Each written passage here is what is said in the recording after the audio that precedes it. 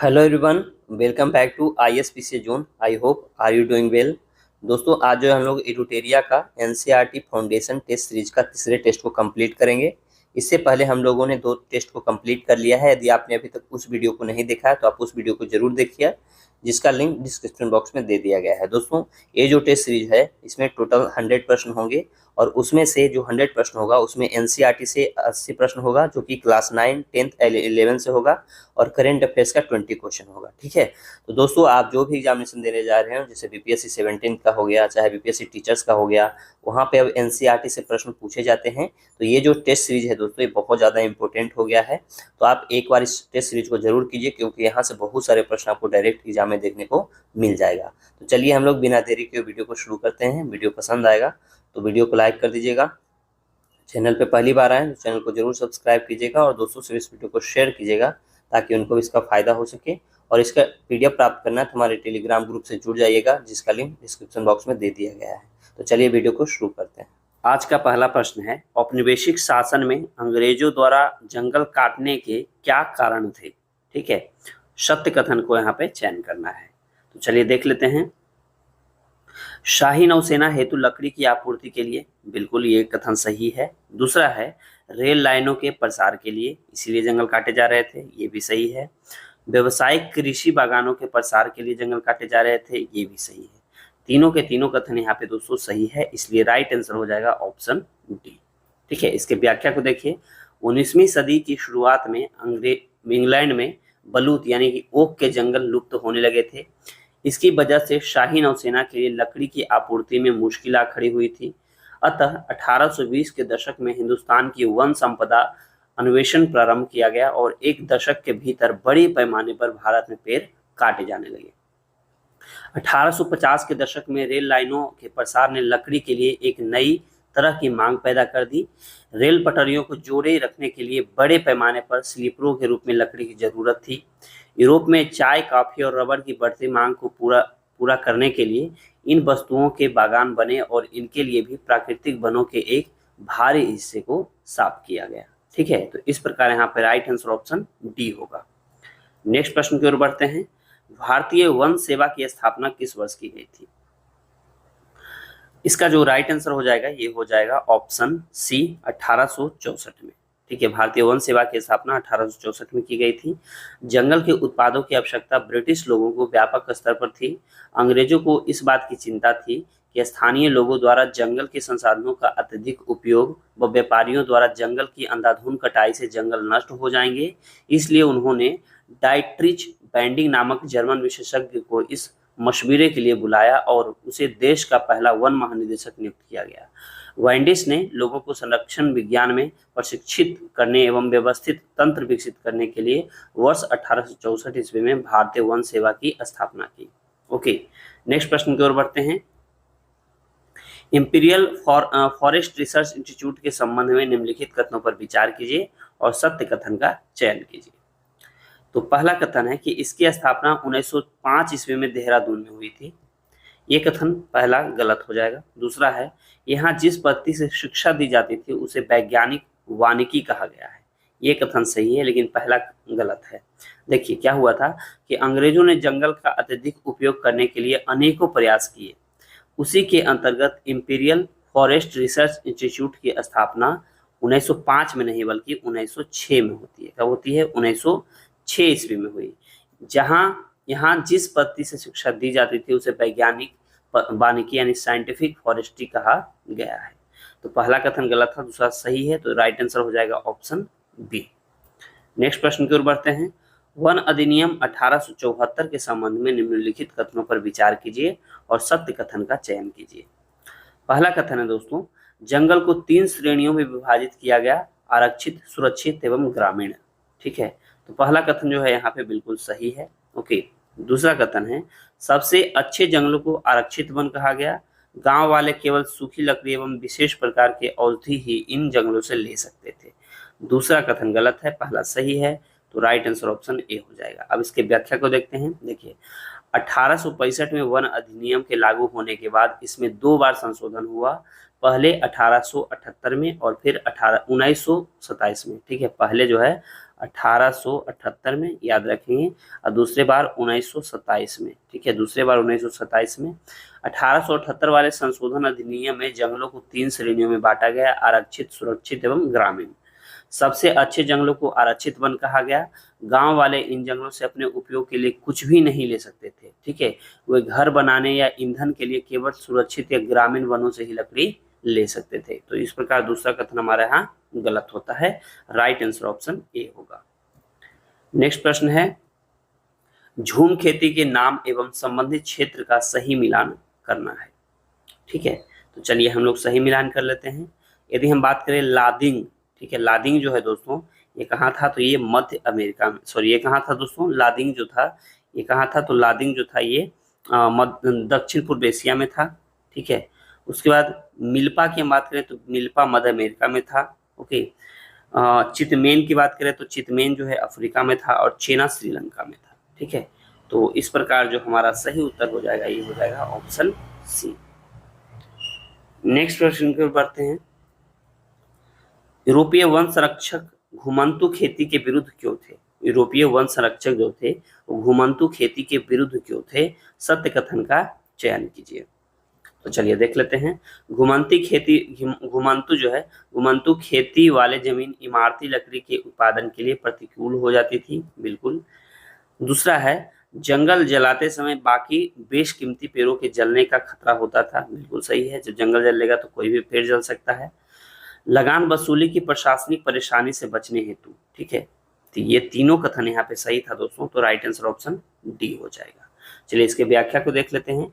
यूरोपीय वन संरक्षकों की नज़र में घुमंतु खेती का तरीका जंगलों के लिए नुकसानदेह था। उन्होंने महसूस किया कि जहां कुछ एक सालों के अंदर के लिए इमारती लकड़ी वाले पेड़ नहीं उगाए जा सकते, साथ ही जंगल जलाते समय बाकी बेशकीमती पेड़ों के भी फैलती लपेटों की चपेट में आ जाने का खतरा बना रहता है।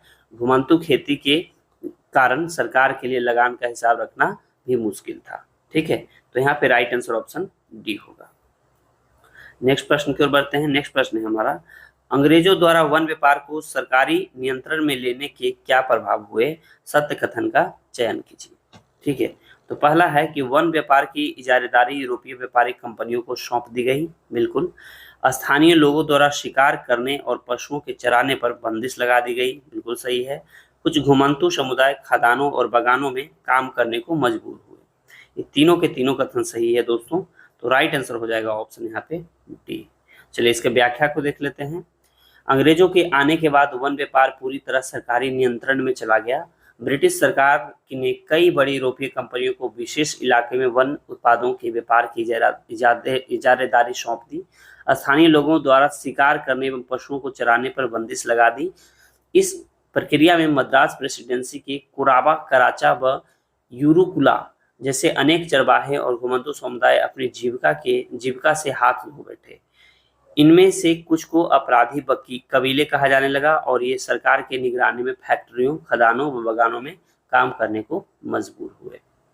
नेक्स्ट प्रश्न की ओर बढ़ते हैं। देवसारी या मान किसे कहा जाता था? तो यहाँ जो राइट आंसर हो जाएगा दोस्तों ये हो जाएगा ऑप्शन सी। जनजातीय क्षेत्र में लकड़ी के बदले लगने वाला शुल्क को जो है क्या कहते थे? देवसारी या मान कहते थे। राइट आंसर ऑप्शन सी होगा। नेक्स्ट प्रश्न है, ब्रैंडॉन्ग-डियनस्टेन व्यवस्था के संबंध में निम्नलिखित कथनों पर विचार कीजिए और सत्य कथन का चयन कीजिए। तो पहला है कि यह व्यवस्था अंग्रेजों द्वारा बस्तर में प्रारंभ किया गया था। ठीक है, कहाँ? बस्तर में प्रारंभ किया गया था। तो पहला कथन दोस्तों यह जो है ये गलत हो जाएगा। ठीक है, दूसरा दिया गया है, इसमें गांव वाले की लगान मुक्ति के बदले लकड़ी ढोने के लिए मुफ्त में भैंसे उपलब्ध कराएंगे। ये दूसरा कथन सही लेकिन पहला गलत है, तो राइट आंसर हो जाएगा ऑप्शन बी। चलिए इसके व्याख्या को देख लेते हैं। भारत की तरह ही जावा में डचों ने रेल लाइनों के निर्माण के लिए वन प्रबंधन और वन सेवाओं को लागू किया। पेड़ काटने, लट्ठों को ढोने और स्लीपर तैयार करने के लिए श्रम की आवश्यकता थी। डचों ने पहले तो जंगलों में खेती की जमीनों पर लगान लगा दिया और बाद में कुछ गांव इस शर्त पर इससे मुक्त कर दिया गया कि वे सामूहिक रूप से पेड़ काटने तथा लकड़ी ढोने के लिए भैंसे उपलब्ध कराने का काम मुफ्त में करेंगे। इस व्यवस्था को ब्रैंडॉन्ग-डियनस्टेन के नाम से जाना गया। इसलिए राइट आंसर ऑप्शन बी होगा। नेक्स्ट प्रश्न है, सरना, देवराकुडू, कान, राई इत्यादि क्या थे? तो इसका जो राइट आंसर हो जाएगा ये हो जाएगा ऑप्शन सी, जनजातीय लोगों के लिए पवित्र बगीचा था। ठीक है, क्या था? जनजातीय लोगों के लिए पवित्र बगीचा था। नेक्स्ट प्रश्न है, चरवाहा समुदाय तथा उनसे संबंधित तथ्य से मिलान करें। एक तरफ चरवाहा समुदाय है, दूसरी तरफ जो है संबंधित तथ्य दिया गया है। ठीक है, तो चलिए हम लोग मिलान कर लेते हैं। पहले हम बात करें गोल्ला समुदाय का। तो गोल्ला जो समुदाय था दोस्तों, ये गाय भैंस पालते थे। क्या करते थे? गाय भैंस पालते थे। ओके, फिर हम बात करें कुरुमा समुदाय का। तो कुरुमा समुदाय जो है भेड़ बकरियां पालते थे। रायका की हम बात करें तो रायका राजस्थान से संबंधित था।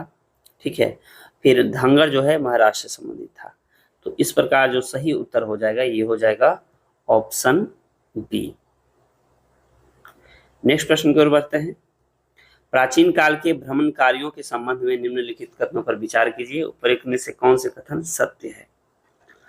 तो पहला दिया गया है कि व्यापारी अवसरों की तलाश में एक स्थान से दूसरे स्थान तक भ्रमण करते रहते हैं। बिल्कुल, पहला कथन सही है।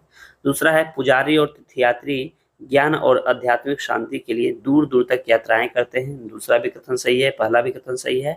तो राइट आंसर ऑप्शन सी हो जाएगा। नेक्स्ट प्रश्न की ओर बढ़ते हैं। प्राचीन काल में विभिन्न यात्रियों के माध्यम से क्या क्या भिन्न क्षेत्रों के मध्य आदान प्रदान नहीं होता था? ठीक है, तो देख लेते हैं। यहाँ पे पहला दिया गया है, मूल्य एवं मान्यताएं, हुनर, विचार, आविष्कार, कीटाणु एवं बीमारी। कोई भी जो है दोस्तों ये आदान प्रदान नहीं होता था, इसलिए राइट आंसर ऑप्शन डी हो जाएगा। ठीक है, प्राचीन काल के भ्रमणकारियों के संबंध में दोनों कथन सत्य दिया गया है। इतिहास के हर दौर में मानव समाज एक दूसरे के नजदीक आते रहे हैं। प्राचीन काल से ही यात्री, व्यापारी, पुजारी और तीर्थयात्री ज्ञान, अवसरों और आध्यात्मिक शांति के लिए या उत्पीड़न, यातनापूर्ण जीवन से बचने के लिए दूर दूर की यात्राओं में ये लोग तरह तरह की चीजें जैसे मूल्य, मान्यताएं, हुनर, विचार, आविष्कार और यहाँ तक कि कीटाणु और बीमारियों भी साथ में लेकर आते रहते थे। ठीक है, तो इसलिए यहाँ पे राइट आंसर क्या हो जाएगा दोस्तों? यहाँ पे राइट आंसर हो जाएगा ऑप्शन डी, कोई नहीं। ठीक है, चलिए बढ़ते हैं हम लोग नेक्स्ट प्रश्न की ओर। नेक्स्ट प्रश्न है, पश्चिम तट के क्षेत्र में पाई गई 9वीं शताब्दी के बाद की स्मृति शिला जो गोवा संग्रहालय में सुरक्षित है, में किसके महत्व का पता चलता है? तो यहाँ पर जो राइट आंसर हो जाएगा दोस्तों ये हो जाएगा ऑप्शन बी, समुद्री व्यापार का। ठीक है, राइट आंसर ऑप्शन बी हो जाएगा, समुद्री व्यापार का। पश्चिमी तट के क्षेत्र में पाई गई 9वीं शताब्दी के बाद की स्मृति शिला में जलपोतों की तस्वीरें पाई गई है जो उस काल के समुद्री महत्व को दर्शाती है। यह स्मृति शिला गोवा के संग्रहालय में सुरक्षित है। नेक्स्ट प्रश्न की ओर बढ़ते हैं। सिल्क मार्ग के संबंध में निम्नलिखित कथनों पर विचार करें। उपयुक्त में से कौन से कथन यहाँ पे सत्य दिया गया है? ठीक है, तो पहला दिया गया है कि सिल्क मार्ग केवल जमीनी भूभाग से ही गुजरता था। ऐसा कुछ भी नहीं था, ये वाटरवे से भी गुजरता था। यह मार्ग केवल चीन को एशिया के भूमध्य से जोड़ता था, ये भी गलत है। दूसरा भी कथन गलत है। यह मार्ग लगभग 15वीं शताब्दी तक अस्तित्व में था, ये कथन सही है। चौथा है, सोना चांदी जैसे कीमती धातुएं इसी मार्ग से एशिया से यूरोप की ओर पहुंचती थी। ठीक है, तो ये भी कथन गलत है। ओके, तो सिर्फ तीसरा हमारा सही है, तो राइट आंसर ऑप्शन ए हो जाएगा। नेक्स्ट प्रश्न की ओर बढ़ते हैं। चीन की एक गुफा पेंटिंग में सिल्क मार्ग को दर्शाया गया है, उस गुफा का क्रमांक क्या है? ठीक है, तो वह जो गुफा का क्रमांक है दोस्तों वह है गुफा संख्या 217। ठीक है, गुफा क्रमांक 217 यानी राइट आंसर ऑप्शन डी हो जाएगा। ठीक है, चलिए बढ़ते हैं अगले प्रश्न की ओर। मार्को पोलो के किताब का नाम क्या है? मार्को पोलो की किताब का नाम क्या है? तो इसका राइट आंसर हो जाएगा book of Marvels. Book of Marvels याद रखेंगे, मार्को पोलो का किताब था ये। नेक्स्ट है अस्पैगैथी। अस्पैगैथी क्या है? अस्पैगैथी जो है वो क्या है? तो इसका जो राइट आंसर हो जाएगा दोस्तों ये हो जाएगा ऑप्शन बी, एक प्रकार की खाद्य सामग्री है। क्या है? एक प्रकार की खाद्य सामग्री जो है अस्पैगैथी है। नेक्स्ट है, निम्न कथनों पर विचार कीजिए और उपयुक्त में से कौन से कथन यहाँ पे सत्य दिया गया है? तो पहला है, आलू, सोया, मूंगफली का उद्भव जो है भारत में हुआ था। देखिए ये सब जो है ये भारत में नहीं हुआ था। ठीक है, जब ये जो है ये हम बात करें दोस्तों, जब यूरोपीय यहाँ आए थे ना तो ये सब अपने साथ लेकर के आए थे, तो इसलिए पहला कथन तो गलत है। दूसरा है, ये खाद्य पदार्थ यूरोप एवं एशिया में तब पहुंचे जब क्रिस्टोफर कोलंबस ने अमेरिका की खोज की थी। ये दूसरा सही है लेकिन पहला गलत है, इसलिए राइट आंसर ऑप्शन बी हो जाएगा। नेक्स्ट प्रश्न है, 16वीं सदी के संदर्भ में निम्न कथनों पर विचार कीजिए, उपर्युक्त में से कौन से कथन असत्य है, यानी कि गलत कथन है। ठीक है, तो चलिए देख लेते हैं हम लोग। हम सबसे पहले बात करें दोस्तों यहाँ पे 16वीं सदी के मध्य तक आते आते पुर्तगाली और स्पेनिश सेनाओं ने अमेरिका को उपनिवेश बनाना शुरू कर दिया।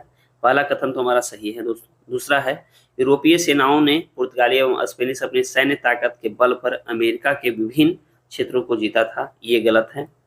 इस समय अमेरिका वासियों में चेचक से लड़ने के लिए रोग प्रतिरोधक क्षमता विकसित हो चुकी थी, ये कथन भी गलत है, यानी सिर्फ पहला सही है, इसलिए राइट आंसर ऑप्शन ए हो जाएगा। नेक्स्ट प्रश्न है 19वीं शताब्दी में अर्थशास्त्रियों ने अंतर्राष्ट्रीय आर्थिक विनिमय में 3 तरह की गतियों या प्रवाहों का उल्लेख किया है, ये कौन कौन से हैं इसमें।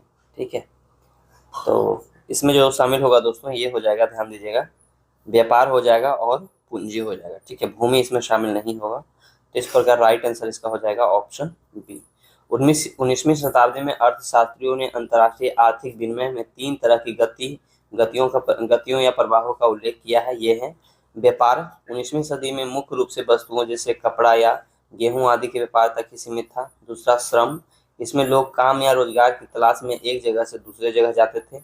और तीसरा पूंजी की अल्प या दीर्घ अवधि के लिए दूर दराज के इलाकों में निवेश कर दिया जाता था। ये तीनों तरह के प्रवाह एक दूसरे से जुड़े हुए थे और लोगों के जीवन को प्रभावित करते थे। ठीक है, तो इस प्रकार यहाँ पे राइट आंसर हो जाएगा ऑप्शन बी। नेक्स्ट प्रश्न है दोस्तों, औपनिवेशिक सरकार ने किस वर्ष अपराधी जनजाति अधिनियम पारित किया है। तो इसका राइट आंसर हो जाएगा ऑप्शन सी 1871 में। कब किया था? 1871 में। ठीक है, नेक्स्ट प्रश्न है चरवाही टैक्स के संबंध में निम्नलिखित कथनों पर विचार कीजिए और सत्य कथन का यहाँ पे चयन कीजिए। तो पहला, चरवाहों से चरगाहों में चरने वाले प्रत्येक जानवर पर टैक्स वसूला जाता था, ये बिल्कुल सही है। दूसरा है कि प्रारंभ में अंग्रेज स्वयं ही अपने कारिंदों से टैक्स वसूलते थे, मगर बाद में यह कम ठेकेदारों के माध्यम से किया जाने लगा, ये बिल्कुल गलत है। तीसरा है किसी चरागाह में दाखिल होने से पहले चरवाहों को पास दिखाकर टैक्स अदा करना पड़ता था, यानी पहला और तीसरा हमारा सही है। ओके, तो इसलिए राइट आंसर हो जाएगा ऑप्शन ए। नेक्स्ट प्रश्न की ओर बढ़ते हैं। नेक्स्ट प्रश्न है चरवाही टैक्स के क्या प्रभाव हुए थे। चरवाही जो टैक्स था उसका क्या प्रभाव हुआ। तो उसका प्रभाव हुआ दोस्तों, चरगाहों का स्तर गिरने लगा और जानवर बड़ी संख्या में मरने लगे। ठीक है, चरवाही टैक्स लगने से। तो ये दोनों के दोनों कथन यहाँ पे सही दिया गया है, तो राइट आंसर ऑप्शन सी हो जाएगा। नेक्स्ट प्रश्न है मसाई लैंड के संबंध में निम्नलिखित कथनों पर विचार कीजिए और सत्य कथन का चयन कीजिए। ठीक है, चलिए देख लेते हैं हम लोग। पहला दिया गया है यह इथोपिया से लेकर तंजानिया तक फैला हुआ था, ये जो कथन है ये गलत है। ठीक है, ये जो है दोस्तों ये गलत है। ये जो है उत्तरी कीनिया से लेकर तंजानिया के घास के मैदानों तक फैला हुआ था, ना कि इथोपिया से। तो पहला तो हमारा इसमें गलत हो जाएगा। ठीक है, पहला क्या हो जाएगा? गलत हो जाएगा। दूसरा है औपनिवेशिक ताकतों ने मसाई लैंड का विभाजन कर दिया, ये सही है। पहला गलत है लेकिन दूसरा सही है, तो राइट आंसर ऑप्शन बी हो जाएगा। नेक्स्ट प्रश्न की ओर बढ़ते हैं। औपनिवेशिक शासन तथा मसाइयों के संबंध में निम्नलिखित कथनों पर विचार कीजिए और सत्य कथन का चयन करें। ठीक है, तो पहला है औपनिवेशिक सत्ता के हस्तक्षेप के कारण वरिष्ठ जनों और योद्धाओं की परंपरागत उम्र आधारित संस्था पूरी तरह समाप्त हो गई, बिल्कुल पहला कथन जो है दोस्तों ये गलत है। ओके, दूसरा जो है अमीर और गरीब चरवाहों के बीच भेदभाव बढ़ गया। ओके, ये कथन सही है। पहला गलत, दूसरा सही है, तो राइट आंसर ऑप्शन बी हो जाएगा। नेक्स्ट प्रश्न की ओर बढ़ते हैं। राष्ट्रवाद की पहली स्पष्ट अभिव्यक्ति फ्रांस की क्रांति को क्यों माना जाता है। सत्य कथन का यहाँ पे चयन करना है। ठीक है, तो पहला दिया गया है प्रभुसत्ता राजतंत्र से निकलकर फ्रांसीसी नागरिकों के समूह में हस्तांतरित हो गई, बिल्कुल पहला कथन जो है यहाँ पे सही दिया गया है। ठीक है, दूसरा है सामूहिक पहचान की भावना विकसित होने के कारण, ये भी सही है। तीसरा है नए फ्रांसीसी झंडे के कारण जिसने पुराने राष्ट्र ध्वज की जगह ले ली, यानी तीनों के तीनों कथन सही है, तो राइट आंसर ऑप्शन डी हो जाएगा। नेक्स्ट प्रश्न है नेपोलियन के नागरिक संहिता में निम्नलिखित प्रावधान थे, सत्य कथन का चयन कीजिए। ओके, तो चलिए देख लेते हैं। पहला दिया गया है कि जन्म पर आधारित विशेषाधिकार समाप्त कर दिया गया, बिल्कुल ये सही है। दूसरा है कानून के समक्ष बराबरी और संपत्ति के अधिकार को सुरक्षित बनाया गया, दूसरा भी कथन सही है। और तीसरा है इस संहिता को फ्रांसीसी नियंत्रण के अधीन क्षेत्रों में भी लागू किया गया, यानी तीनों के तीनों कथन सही है, तो राइट आंसर ऑप्शन डी हो जाएगा। नेक्स्ट प्रश्न की ओर बढ़ते हैं। हैबसबर्ग साम्राज्य के संबंध में निम्नलिखित कथनों पर विचार कीजिए और सत्य कथन का चयन कीजिए। ओके, पहला दिया गया है, यह बहुभाषा भाषित था, बहुनस्ली साम्राज्य था। बिल्कुल पहला कथन सही है दोस्तों। दूसरा है, यह साम्राज्य ऑस्ट्रिया तथा हंगरी पर शासन करता था। दूसरा भी कथन सही है और पहला भी कथन सही है, तो राइट आंसर ऑप्शन सी होगा। नेक्स्ट प्रश्न है, एले क्या थी? एले जो थी वो क्या थी? तो देख लेते हैं यहाँ पे। एले जो था दोस्तों, कपड़ा नापने का पैमाना था। ओके, एले जो था वो क्या था? कपड़ा मापने का पैमाना था, इसलिए राइट आंसर ऑप्शन बी हो जाएगा। 31 है, 1815 के बाद यूरोप में पुनः स्थापित रूढ़िवादी व्यवस्था की निम्नलिखित विशेषताएं थी, सत्यकूट का चयन करें। ओके, तो पहला है, ध्यान दीजिएगा, राजतंत्र, दूसरा चर्च और तीसरा सामाजिक ऊंच नीच को बनाए रखना। ये तीनों कथन सही है, चौथा गलत है यहाँ पे। ठीक है, तो इस प्रकार राइट आंसर ऑप्शन ए हो जाएगा। नेक्स्ट प्रश्न की ओर बढ़ते हैं। ज्यूसेपी मेत्सिनी के संबंध में निम्नलिखित कथनों पर विचार कीजिए और सत्य कथन का यहाँ पे चयन कीजिए। ठीक है, तो चलिए देख लेते हैं। पहला दिया गया वो कार्बोनारी के गुप्त संगठन का सदस्य बना रहा। बिल्कुल पहला कथन सही है। दूसरा है, उसने 2 और भूमिगत संस्थानों की स्थापना की। पहला बना बर्न में यंग इटली और दूसरा मार्सेई में यंग यूरोप। ये दूसरा गलत है, सिर्फ पहला सही है, तो राइट आंसर ऑप्शन ए हो जाएगा। नेक्स्ट प्रश्न है, मैटरनिक ने किसे हमारी सामाजिक व्यवस्था का सबसे खतरनाक दुश्मन बताया है? तो ये बताया है दोस्तों, ये बताया है ज्यूसेपी मेत्सिनी। राइट आंसर यहाँ पे ऑप्शन बी हो जाएगा। नेक्स्ट प्रश्न की ओर बढ़ते हैं। नेक्स्ट प्रश्न है, यूनान ऑटोमन साम्राज्य से कब स्वतंत्र हुआ? तो ये हुआ था 1832 में। राइट आंसर ऑप्शन बी हो जाएगा। नेक्स्ट प्रश्न है, रूमानीवाद के संबंध में निम्नलिखित कथनों पर विचार कीजिए और सत्य कथन का चयन कीजिए। ठीक है, तो चलिए देख लेते हैं हम। पहला है, रूमानी कलाकारों और कवियों ने तर्क वितर्क और विज्ञान के महिमा मंडन की आलोचना की। बिल्कुल पहला कथन सही है दोस्तों।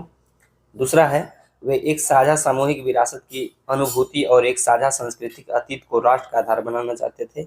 ये दूसरा भी सही है, तो राइट आंसर ऑप्शन सी हो जाएगा। ठीक है, चलिए बढ़ते हैं अगले प्रश्न की ओर। पोलैंड में रूस के विरुद्ध राष्ट्रवादी भावना का मुख्य स्रोत क्या था? तो ये था दोस्तों भाषा। क्या था? भाषा था। राइट आंसर ऑप्शन सी हो जाएगा। नेक्स्ट प्रश्न है, 1848 के फ्रांस की क्रांति के संबंध में निम्नलिखित कथनों पर विचार कीजिए और सत्य कथन का चयन कीजिए। ठीक है, चलिए देख लेते हैं। पहला है, इस क्रांति के पीछे मुख्य आर्थिक कारण जिम्मेदार थे। बिल्कुल ये कथन सही है। दूसरा है, इस क्रांति के पश्चात 21 वर्ष से ऊपर सभी पुरुषों को मताधिकार मिल गया। ये भी सही है। राष्ट्रीय सभा को गणतंत्र घोषित कर काम के अधिकार की गारंटी दी गई। तीसरा भी सही है। जब तीनों के तीनों कथन सही है, तो राइट आंसर ऑप्शन डी हो जाएगा। नेक्स्ट प्रश्न है, सेंट पॉल चर्च में फ्रैंकफर्ट संसद का आयोजन किस वर्ष हुआ था? ठीक है, तो इसका जो राइट आंसर हो जाएगा वो ये होगा 1848 में, यानी राइट आंसर ऑप्शन ए हो जाएगा। नेक्स्ट है, जर्मनी के एकीकरण के संबंध में निम्नलिखित कथनों पर विचार कीजिए और सत्य कथन का यहाँ पे चयन कीजिए। ठीक है, तो देख लेते हैं। ऑटो वॉन बिस्मार्क ने ऑस्ट्रिया की सेनाओं नौकरशाही की मदद से जर्मनी को एकीकृत किया। ये कथन गलत हो जाएगा दोस्तों। ठीक है, दूसरा है, 7 वर्ष के दौरान प्रसा, डेनमार्क और फ्रांस से 3 युद्धों में ऑस्ट्रिया की जीत हुई। देखिए, ऑस्ट्रिया के यहाँ जीत नहीं हुई, यहाँ प्रसा की जीत होती है। तो दूसरा भी गलत है, पहला भी गलत है, तो राइट आंसर ऑप्शन डी हो जाएगा। नेक्स्ट प्रश्न की ओर बढ़ते हैं। इटली के एकीकरण के संबंध में सत्य कथन का चयन करें और यहाँ पे कूट का प्रयोग करना है। कौन सा इसमें कथन सही है? तो पहला दिया गया है, ज्यूसेपी मेत्सिनी क्रांतिकारी आंदोलन के द्वारा इटली को गणराज्य बनाने का प्रयास किया। बिल्कुल पहला कथन सत्य है। दूसरा है, मंत्री प्रमुख काबूर जो जनतंत्र में विश्वास रखता था, फ्रांस से सार्डिनिया पिडमॉन्ट की एक चतुर कूटनीतिक संधि से 1859 में ऑस्ट्रियाई बलों को हरा पाने में कामयाब हुआ। दूसरा कथन गलत है दोस्तों। तीसरा है, ज्यूसेपी गैरिबाल्डी के नेतृत्व में भारी संख्या में सशस्त्र स्वयंसेवकों ने युद्ध में हिस्सा लिया। तीसरा कथन सही है, पहला भी सही है, तो राइट आंसर यहाँ पे हो जाएगा ऑप्शन सी। ठीक है, चलिए बढ़ते हैं नेक्स्ट प्रश्न की ओर। नेक्स्ट प्रश्न है, आयरलैंड को ब्रिटेन में कब सम्मिलित किया गया? आयरलैंड को जो है दोस्तों ब्रिटेन में कब सम्मिलित किया गया? तो इसका जो राइट आंसर हो जाएगा ये होगा ऑप्शन डी, 1801 में। कब किया गया? 1801 में। नेक्स्ट है, प्रथम विश्व युद्ध ने भारतीय समाज पर क्या प्रभाव डाला? तो प्रथम विश्व युद्ध जो है दोस्तों, करों में वृद्धि हो गई, खाद्य पदार्थों के भारी अभाव पैदा हो गया, सिपाहियों को जबरन भर्ती किया जाने लगा। यानी तीनों के तीनों कथन यहाँ पे सही हो जाएगा, तो राइट आंसर ऑप्शन डी हो जाएगा।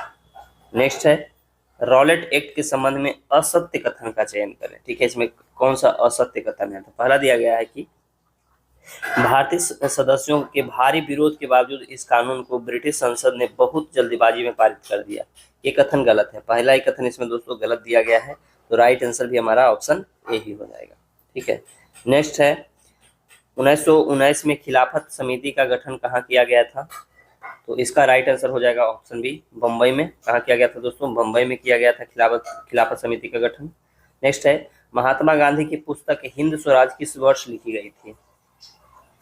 तो ये लिखी गई थी दोस्तों, याद होगा आपको, ये लिखी गई थी 1909 में। कब लिखी गई थी? 1909 में। ओके, नेक्स्ट है, असहयोग आंदोलन के संचालन के संबंध में निम्नलिखित कथनों पर विचार कीजिए और सत्य कथन का यहाँ पे आपको चयन करना है। ठीक है, तो चलिए देख लेते हैं। आंदोलन की शुरुआत शहरी मध्य वर्ग ने किया, ये पहला तो कथन सही है। ठीक है, पहला कथन सही है। दूसरा है, सभी पार्टियों ने परिषद चुनावों का बहिष्कार किया, दूसरा गलत है। तीसरा है, भारतीय खादी कपड़ों के महंगे होने के कारण गरीबों द्वारा विदेशी कपड़ों का बहिष्कार लंबे समय तक नहीं किया गया। यानी पहला और तीसरा क्या है दोस्तों? सही है। ठीक है, तो राइट आंसर यहाँ पे हो जाएगा ऑप्शन सी। ठीक है, नेक्स्ट प्रश्न है, अवध किसान सभा की गठन से संबंधित निम्नलिखित कथनों पर विचार कीजिए और सत्य कथन का यहाँ पे चयन करना है। ठीक है, तो चलिए पहला देख लेते हैं। पहला दिया गया है कि इसका गठन अक्टूबर 1920 में होता है, बिल्कुल पहला कथन तो सही है। दूसरा है, जवाहरलाल नेहरू, बाबा रामचंद्र एवं कुछ अन्य लोगों के नेतृत्व में इसका गठन हुआ, दूसरा भी सही है। तीसरा है, असहयोग आंदोलन के समय कांग्रेस नेताओं ने अवध किसान संघर्ष को इस आंदोलन में शामिल करने का प्रयास किया। यानी तीनों के तीनों कथन सही है दोस्तों, तो इसका राइट आंसर हो जाएगा ऑप्शन डी। ठीक है, चलिए नेक्स्ट प्रश्न पर बढ़ते हैं। नेक्स्ट प्रश्न है, गुमेड़ विद्रोह के संबंध में निम्नलिखित कथनों पर विचार कीजिए, सत्य कथन का यहाँ पे चयन करना है। ठीक है, पहला दिया गया है कि यह विद्रोह कर्नाटक के गुमेड़ पहाड़ियों में 1920 में प्रारंभ हुआ। ठीक है, ये देखिए ये गलत हो जाएगा, ये कर्नाटक में नहीं बल्कि आंध्र प्रदेश में हुआ था, तो पहला ही कथन यहाँ पे दोस्तों गलत है। दूसरा है, यह एक प्रकार का गुरिल्ला आंदोलन था जिसका नेतृत्व अल्लूरी सीताराम राजू ने किया था, दूसरा कथन सही है। तीसरा है, राजू महात्मा गांधी की महानता के गुण गाते थे, तीसरा भी कथन सही है, दूसरा भी सही है, तो राइट आंसर हो जाएगा दोस्तों, यहाँ पे ध्यान दीजिएगा, राइट आंसर हो जाएगा ऑप्शन बी। ठीक है, चलिए नेक्स्ट प्रश्न की ओर बढ़ते हैं। स्वराज पार्टी के संबंध में असत्य कथन का चयन करना है आपको। ठीक है, स्वराज पार्टी के संबंध में पहला दिया गया है, असहयोग आंदोलन के पश्चात राजनीति में एक सक्रिय होने के लिए कुछ कांग्रेस नेताओं ने कांग्रेस से पृथक एक अलग स्वराज पार्टी का गठन किया। पहला ही कथन इसमें दोस्तों जो है वो गलत हो जाएगा। ठीक है ना, तो यहाँ पे इसका राइट आंसर ऑप्शन ए हो जाएगा क्योंकि पहला ही कथन गलत है। नेक्स्ट प्रश्न है, साइमन कमीशन के बारे में निम्नलिखित कथनों पर विचार कीजिए और सत्य कथन का यहाँ पे चयन कीजिए। तो पहला है, ब्रिटेन की लिबरल सरकार ने सर जॉन साइमन के नेतृत्व में एक वैधानिक आयोग का गठन किया। देखिए पहला ही कथन जो है दोस्तों यहाँ पे वो गलत दिया गया है। ठीक है, पहला ही कथन क्या है? ये गलत है। ओके, दूसरा है, इसका मुख्य उद्देश्य भारत में संवैधानिक व्यवस्था की कार्यशैली का अध्ययन करना था और उसके बारे में सुझाव देना था, बिल्कुल दूसरा सही है। तीसरा है, भारत में इसके विरोध को देखते हुए वायसराय इरविन ने भारत के लिए डोमिनियन स्टेट का ऐलान किया था, दूसरा तीसरा सही है दोस्तों, तो यहाँ पे राइट आंसर हो जाएगा हमारा ऑप्शन बी। ठीक है, तो चलिए इस सेट में दोस्तों हम लोग 50 तक के प्रश्न को ही रहने देते हैं, अगला सेट में 51 से 100 तक के प्रश्न को कंप्लीट कराएंगे। आई होप ये वीडियो आपको पसंद आया होगा। वीडियो पसंद आया है तो वीडियो को लाइक कर दीजिए, चैनल पर पहली बार आए तो चैनल को जरूर सब्सक्राइब कीजिए और दोस्तों से भी इस वीडियो को शेयर कीजिए ताकि उनको भी इसका फायदा हो सके। मिलते हैं हम लोग नेक्स्ट वीडियो में, अपना ख्याल रखें, पढ़ाई करते रहें। जय हिंद।